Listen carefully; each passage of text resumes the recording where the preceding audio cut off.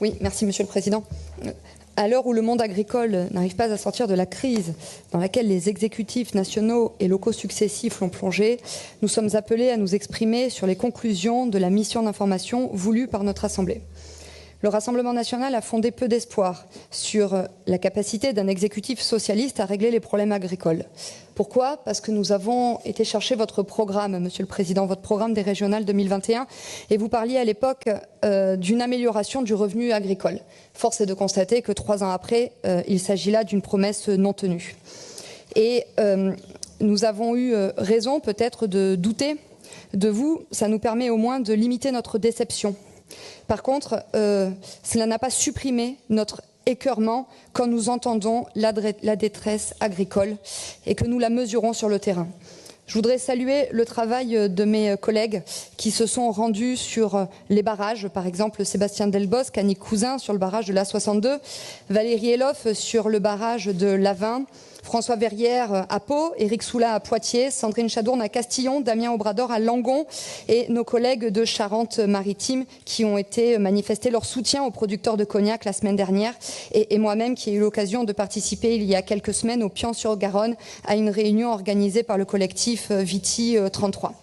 Tous les discours sont unanimes, les voyants sont au rouge, l'épuisement physique, psychologique et financier atteint son paroxysme et la colère cohabite désormais avec le désespoir et malheureusement les idées noires gagnent du terrain. Alors nous ne souhaitons pas être associés à vos discours d'introspection parce que le Rassemblement national n'a aucune responsabilité dans la situation subie par les agriculteurs. Et permettez-moi de ne pas être aussi emballé que vous quand vous parlez d'autosatisfaction juste parce que nous avons réussi à travailler ensemble. Je tiens à rappeler que s'il y a un parti qui ne fait pas preuve de sectarisme, c'est le Rassemblement national. Et je rappelle qu'à chaque fois que nous proposons un amendement, c'est vous qui le rejetez et au lieu de ricaner, chers collègues, vous devriez avoir honte de votre comportement. Alors à ce stade, je me contenterai de saluer l'assiduité des élus, en particulier Pascal Markowski, Valérie Eloff et Albin Fréchet. Oui, des auditions de qualité ont été menées. Oui, merci aux agents pour leur travail. Et oui, il y a un rapport de 200 pages qui a été rédigé. Mais au final, quelles améliorations pour nos agriculteurs. En préambule, je voudrais dénoncer la manière dont s'est déroulée l'élection du président de la mission, ou plutôt devrais-je dire sa nomination. Et mes propos ne sont pas du tout destinés à titre personnel contre Pascal Coste, pour qui nous avons de la considération. Mais je rappelle quand même que nous avons appris par voie de communiqué de presse de la région que le président de cette mission était issu du plus petit groupe minoritaire de l'Assemblée, à savoir les Républicains, et surtout que l'annonce de son élection a été faite avant même son élection. C'est dire le peu de considération que vous accordez au vote, et l'exécutif a dû procéder à un rétropédalage assez ridicule. Donc nous sommes dans une situation où c'est la majorité qui a choisi le membre de son opposition, faisant ainsi perdre le statut d'opposition à celui qui accepte cette désignation.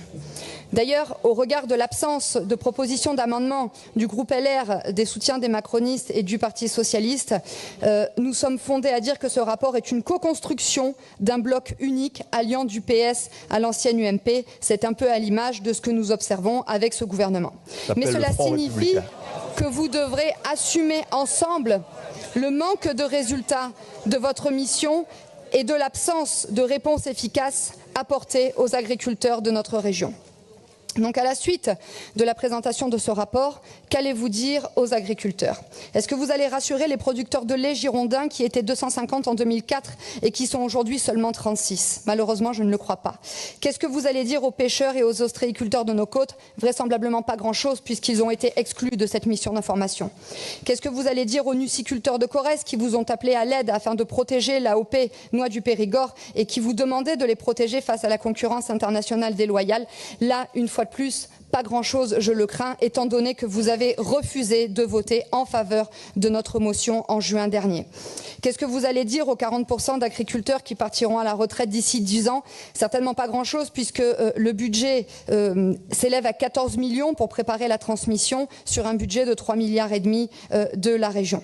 Enfin, comment vous allez rassurer les 2000 sur les 6000 exploitations agricoles qui, selon la FDSEA Gironde, sont en grande difficulté? Là, je crains que vous n'allez pas leur répondre grand-chose non plus. Et enfin, qu'est-ce que vous allez dire aux viticulteurs de la Gironde qui vous ont demandé de flécher la somme non consommée sur les 10 millions d'euros que vous avez annoncé en grande pompe dans le cadre du plan d'arrachage des vignes et qui voudraient que vous réorientiez cette somme vers une promotion du vin à l'export? En tout cas, c'est une demande du CIVB à laquelle je vous demande d'être attentif et à laquelle je vous demande de répondre. Donc nos agriculteurs sont étouffés par les normes de l'axe Bruxelles, Paris et Bordeaux. Ils vous demandent moins de surtransposition parce qu'elle nuit à la compétitivité des exploitations et qu'elle affaiblit notre souveraineté alimentaire. Et vous, qu'est-ce que vous répondez? Vous répondez Néoterra. Néoterra, qui est la pire illustration de ce fanatisme écologiste, porteur d'une idéologie décroissante et terreau des prémices de l'agribashing. Mais Néoterra, c'est aussi le symbole de la lourdeur administrative, de l'inflation réglementaire et de l'asphyxie de nos agriculteurs en raison de la multiplication des éco-socio-conditionnalités.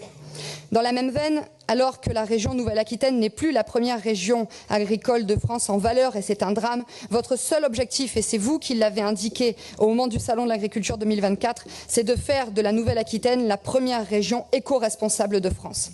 Mais quelle déconnexion! Alors qu'entre 2010 et 2020, et vous étiez déjà président, Monsieur le Président, la région Nouvelle-Aquitaine a perdu chaque jour entre 5 et 6 exploitations agricoles. Vous êtes en train de faire de la Nouvelle-Aquitaine un cancre agricole et en train d'organiser un des pires plans sociaux de la filière. Aussi, parce que l'heure est gravissime et que l'agriculture est en plein décrochage et que les agriculteurs n'en peuvent plus d'attendre, le groupe Rassemblement National appelle à la déclaration de l'état régional d'urgence agricole. Ce plan que nous vous demandons de valider en votant nos amendements permettra la fin de l'idéologie de la décroissance, de l'écologie punitive et de l'agribashing.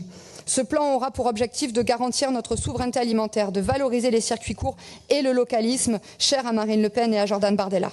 Il permettra de libérer et d'encourager le monde agricole par la fin de la surtransposition de normes régionales via un moratoire sur le volet agricole de Néoterra.